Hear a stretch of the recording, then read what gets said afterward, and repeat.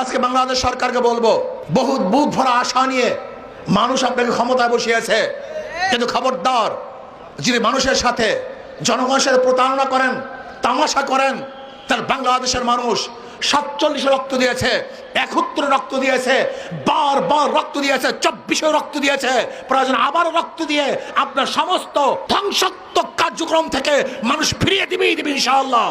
আমরা মনে করছি যে এই বাংলাদেশকে ভারতের করদ রাজ্য বানানোর জন্য তাদের যে দীর্ঘদিনের প্রয়াস, এটা এখনো থামে নাই।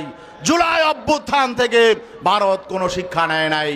আমরা দেখেছি স্বাধীনতার পরে গুটি কয়েক মানুষ আমাদের দেশের স্বাধীনতা এবং স্বকীয়তাকে ভারতের কাছে বিক্রি করে দিয়ে তারা ক্ষমতাবান হয়েছিল, তারা তাদের স্বার্থ হাসিল করেছিল।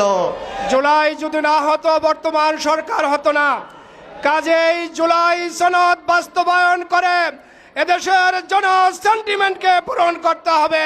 কিন্তু আপনারা যদি পায়ে পাড়া দিয়ে ঝগড়া বাঁচাতে চান, তাহলে আমরাও কিন্তু আন্তর্জাতিক আদালতে আপনাদের বিরুদ্ধে যেতে বাধ্য হব।